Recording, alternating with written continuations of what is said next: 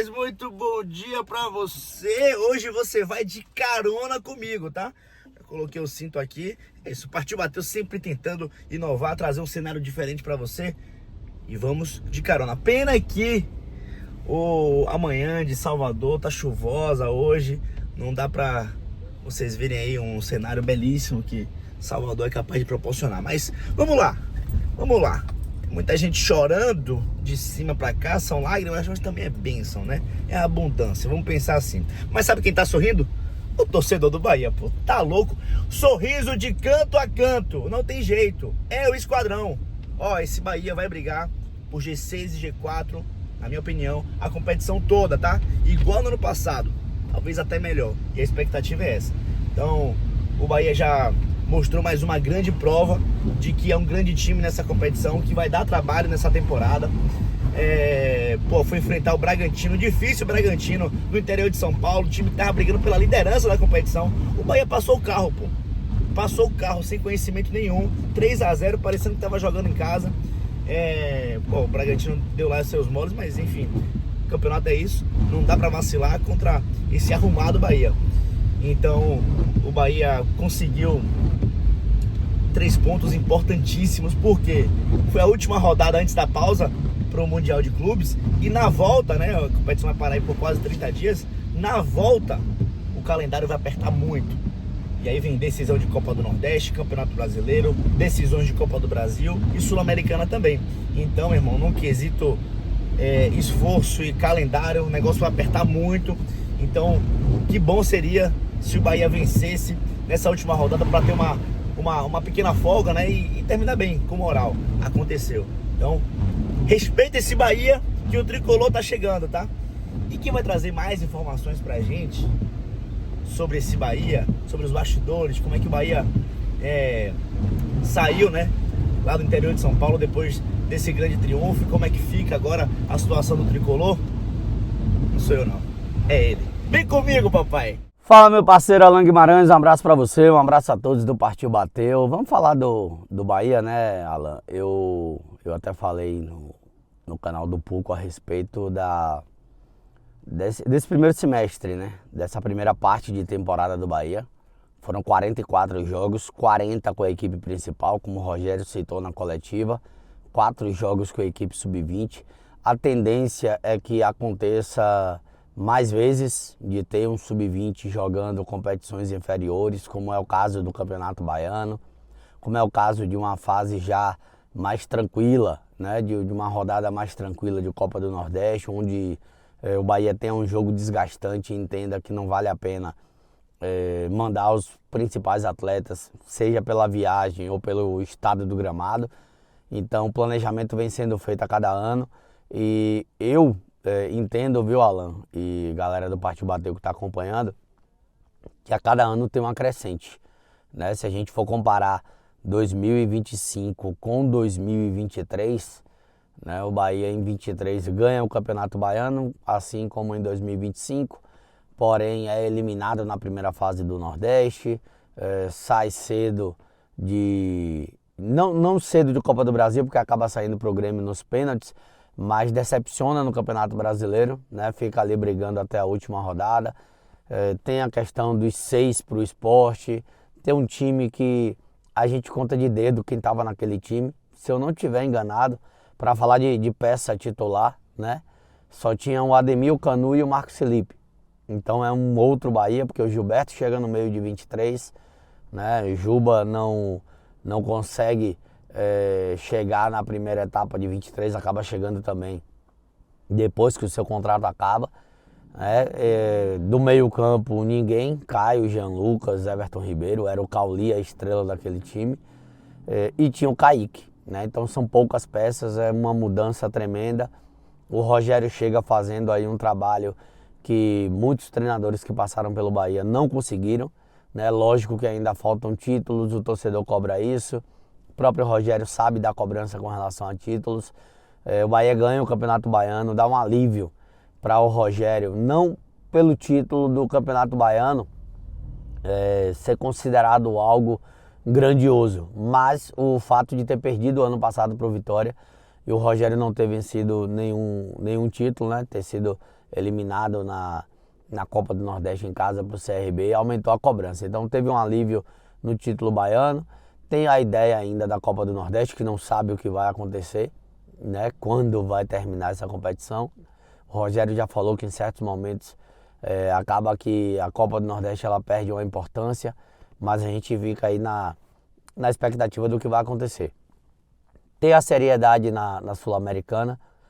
Vivemos um sonho, Alan, como imprensa, né? Nós que somos de uma outra geração, vivemos um sonho como imprensa de cobrir uma Libertadores com o time do estado, né? Estivemos fora do país em algumas viagens e eu espero que a gente possa estar fazendo isso mais vezes, né?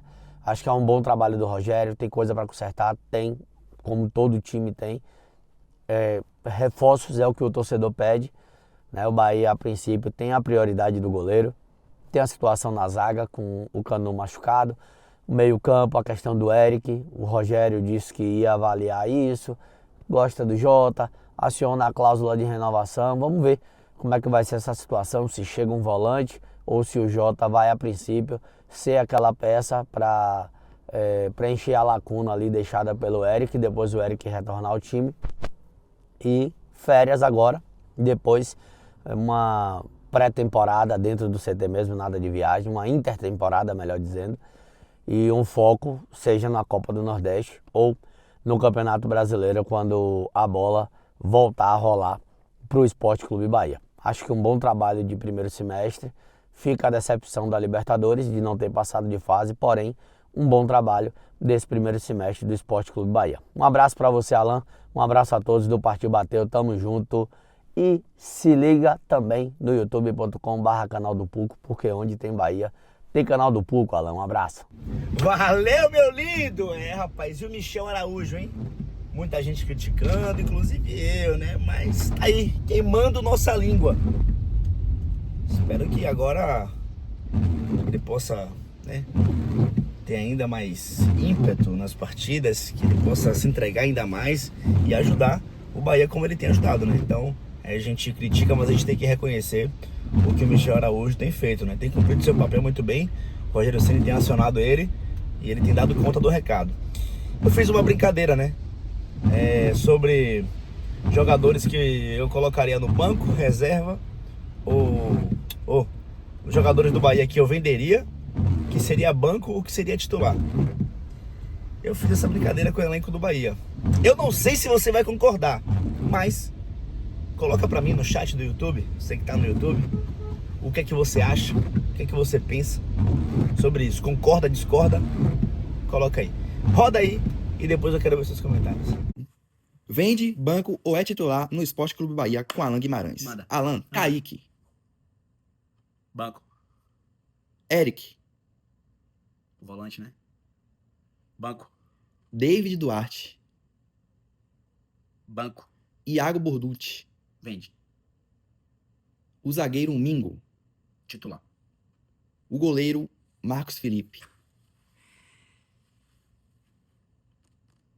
Vende. O atacante William José. Banco, né? Ainda tem muito pra mostrar. Cauli. Banco. E o técnico Rogério Ceni. Ah, esse é titular, esse é brabo. Mito. Vamos! Esse vídeo você acompanha nas nossas redes sociais, tá? Se você não acompanha, @Partiu Bateu Oficial no Instagram. A gente sempre solta conteúdos desse tipo aí na nossa página. E aqui também no nosso YouTube, né? Partiu Bateu. Só se inscrever também que você vai acompanhar sempre as nossas resenhas. Essa semana teve seleção brasileira também, né? O Carlo Ancelotti estreou diante da massa brasileira lá em Itaquera, né, na Arena do Corinthians. Foi até o aniversário dele no dia. E quem ganhou o presente fomos nós, meu irmão. Brasil classificado para a Copa do Mundo dos Estados Unidos no ano que vem. Que isso, hein? Bom demais. Tudo bem que tem uma cacetada de time agora de seleção que está se classificando, mas o Brasil precisa estar. Somos os maiores campeões do mundo. A gente tem que estar nas Copas do Mundo, em todas. O Brasil não fez uma partida lá extremamente convincente, mas cumpriu seu papel, venceu por 1-0 e tá dentro. E quem trouxe um detalhe, eu sempre gosto muito desse canal, quem trouxe uns detalhes sobre a seleção brasileira, né, essa seleção de Carlo Ancelotti, foi a galera do Futebol Máximo. Olha o que os caras fizeram.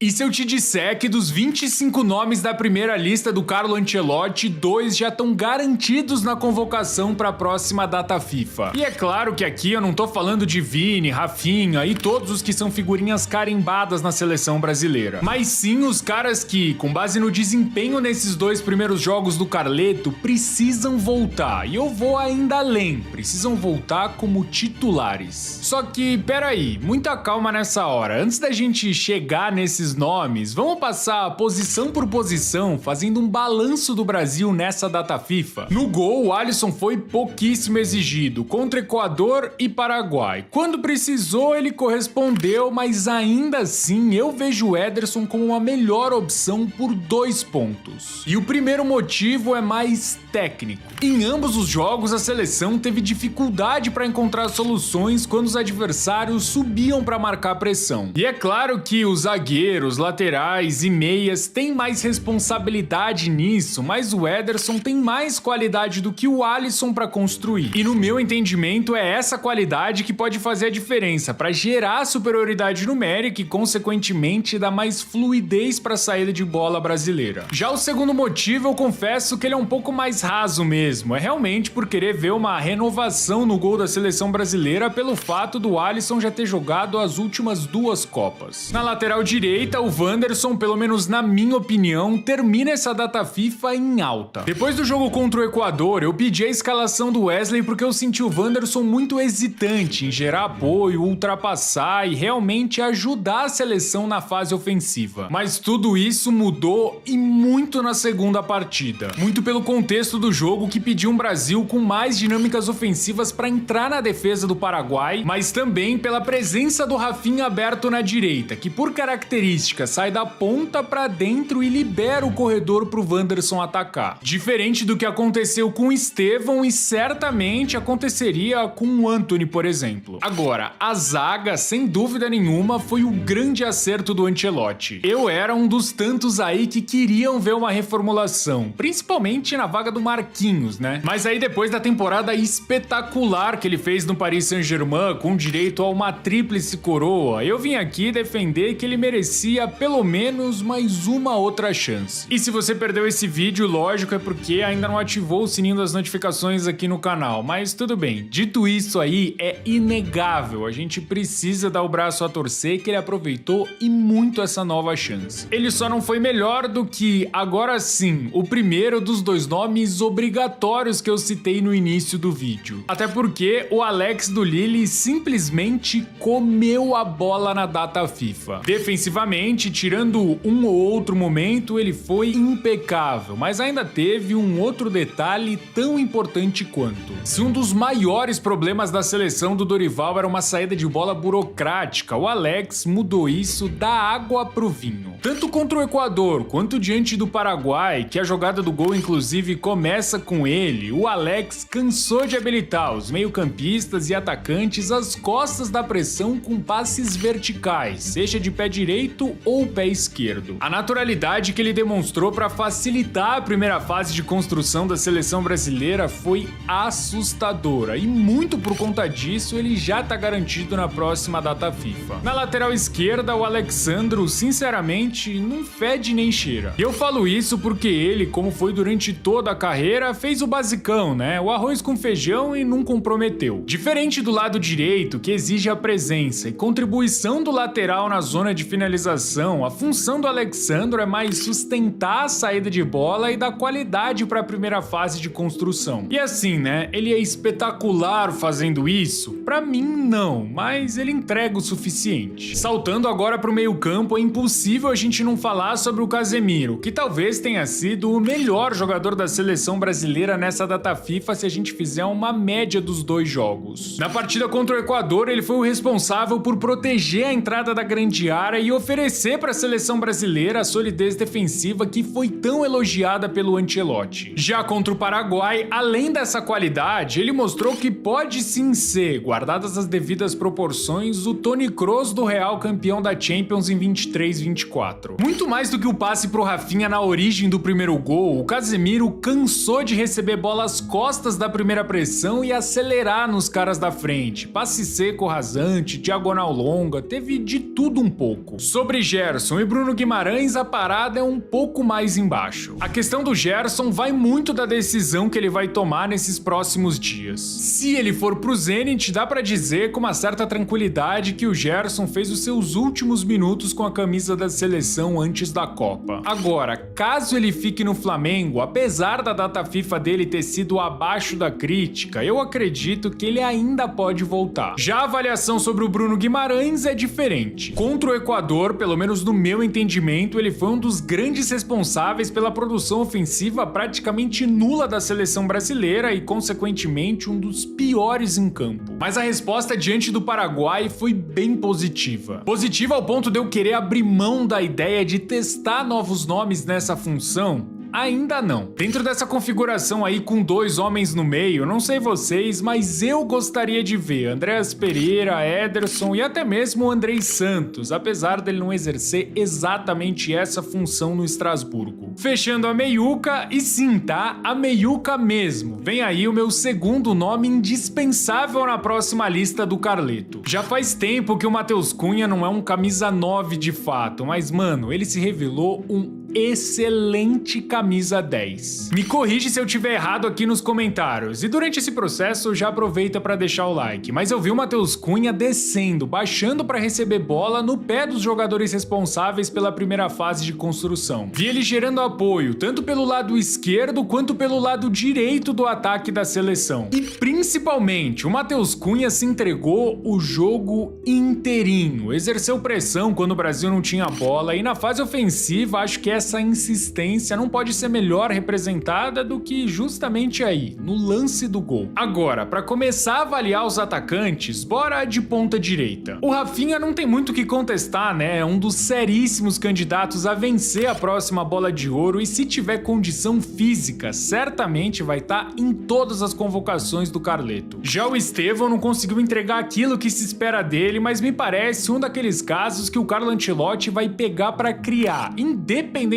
das atuações que ele teve pela seleção e vai ter nos próximos meses com o Chelsea. E de novo, por mais que eu ache que isso vai acontecer por conta do potencial gigantesco que ele tem, seria completamente natural se numa próxima lista, com base nesse desempenho da última data FIFA, ele ficasse de fora. E para fechar as opções na direita, a gente precisa falar do Antony, que talvez seja o caso mais delicado dessa convocação. E eu confesso que eu achei muito esquisito ele não ter jogado um minutinho sequer durante essa data FIFA. No jogo contra o Paraguai, esse último agora, eu até entendo. Muito por conta daquela dinâmica que eu comentei pelo lado direito, que exigia ultrapassagens do Wanderson, e provavelmente a presença do Antony inibiria isso. Só que claro, pela fase que ele vive no Betis e principalmente por conta da ausência do Rafinha contra o Equador, eu achei que pelo menos alguns minutinhos ele ganharia. Por tudo isso aí, se um Savinho da vida aparecer no lugar dele nessa próxima convocação, que acontece agora em setembro, eu pelo menos não me surpreenderia. Do lado esquerdo, a seleção teve uma gratíssima surpresa e acho que até rola colocar como um terceiro nome indispensável na próxima lista do Carleto, até porque o Gabriel Martinelli foi bem demais contra o Paraguai. E você, hein? O que é que tá achando dessa seleção do Carlo Ancelotti? Ó, eu vou te falar que eu tô empolgado, tá? Por enquanto, não dá pra extrair muita coisa, né? 2 jogos apenas, pouco tempo pra trabalhar. Ih, rapaz, peguei o caminho errado. E aí eu vou ter que fazer uma volta aqui. Tipo assim, eu vou ter que dar ré pra ter que voltar, porque eu entrei numa rua sem saída. É brincadeira um negócio desse. Vou distrair aqui falando com vocês, dá nisso. Mas ó, enquanto eu dou a volta aqui, vou fazer o seguinte. Tem um recado do governo do estado pra você. Pera aí que eu vou dar a volta e volto já já. Opa aí, tá ouvindo? É o som do trabalho. Quer obra? Receba! É trabalho, é cuidado com a gente. Este é o governo do estado presente. O governo do estado entregou a ligação entre a 29 de março e Cajazeiras. Ficou massa e adiantou nosso lado. E já está duplicando a Estrada do Derba, que faz parte das obras do VLT. E olha só o novo residencial Vila Nova Esperança. É casa e vida nova para as famílias do Pelourinho. Casa mais linda, tão linda quanto o seu sorriso. Eu realmente estou tirando onda. Tem mais. O governo já entregou mais de 170 novas escolas de tempo integral em toda a Bahia. Só em Salvador e região metropolitana foram 37. Minha escola é muito massa, ela é super top, velho. Receba! Tudo isso junto ao Bahia Sem Fome, a maior obra social da nossa história, que já tirou 1 milhão de pessoas do mapa da fome. Na Bahia é assim, o governo do estado presente trabalha pra gente. Pô, agora sim, ó. Tava caninha laranjada, pô. Que isso. Mas e o Vitória, hein? Nossa senhora. O Vitória parece que não sabe jogar com uma numeração a mais, né? Uma vantagem numérica no jogo. O Vitória tinha um jogador a mais contra o Cruzeiro na última quinta-feira no Barradão. Não soube aproveitar absolutamente nada. Terrível. Muito ruim, mas isso a gente já sabe. Não dá pra ficar batendo em cachorro morto também o tempo todo, né? Vamos pensar pra frente, porque atrás vem gente. Lá ele. Nota triste e ruim desse jogo foi a lesão de Jamerson, né? Uma imagem forte, bizarra, muito ruim.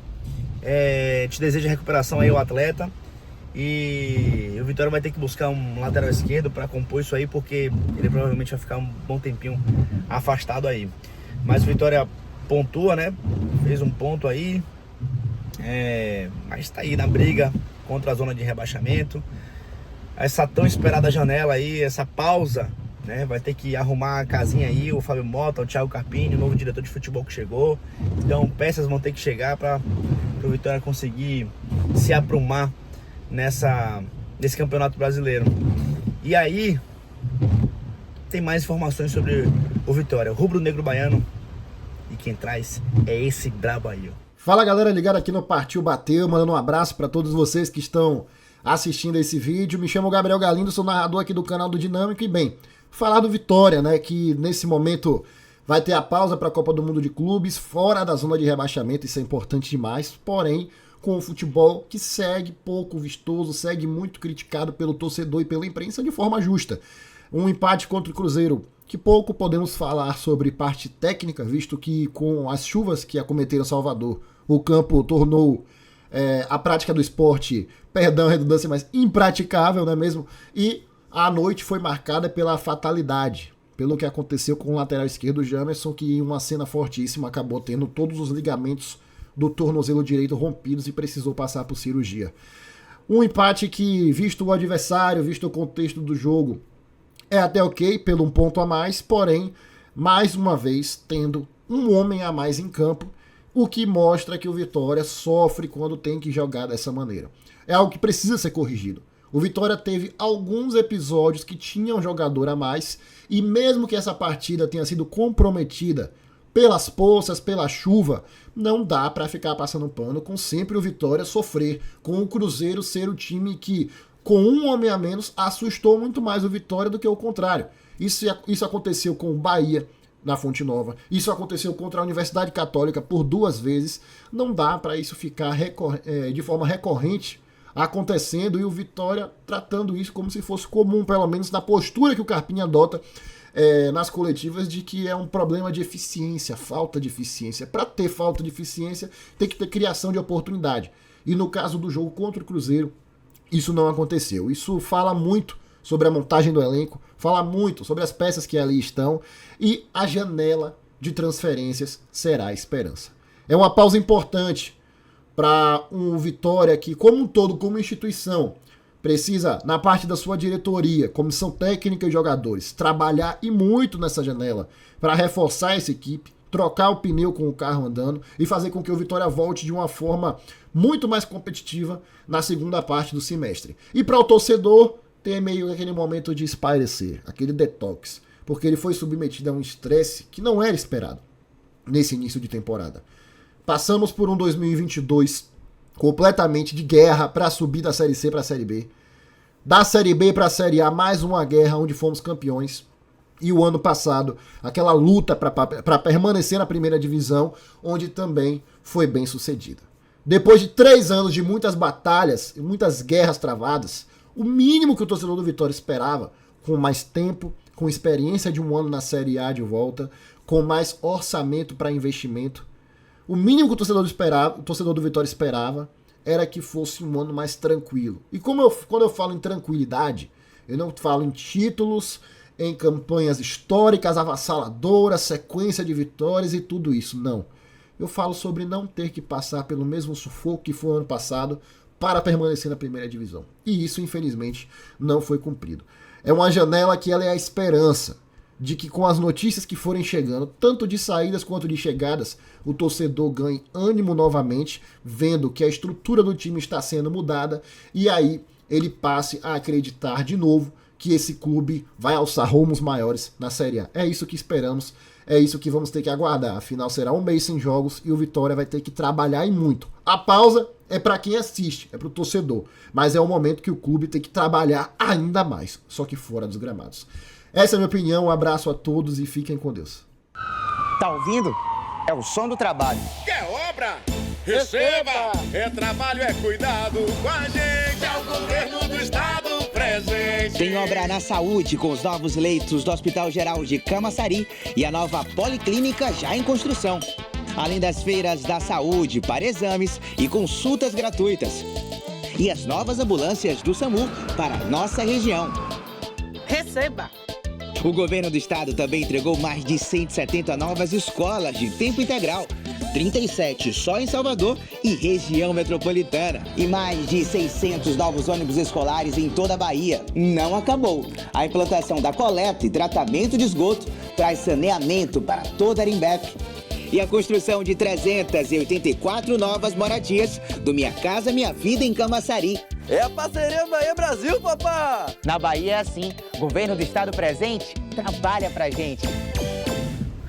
Valeu, tá? Ó, assim como eu fiz a brincadeira com o Bahia, né? Se eu venderia, se colocava no banco ou se seria titular.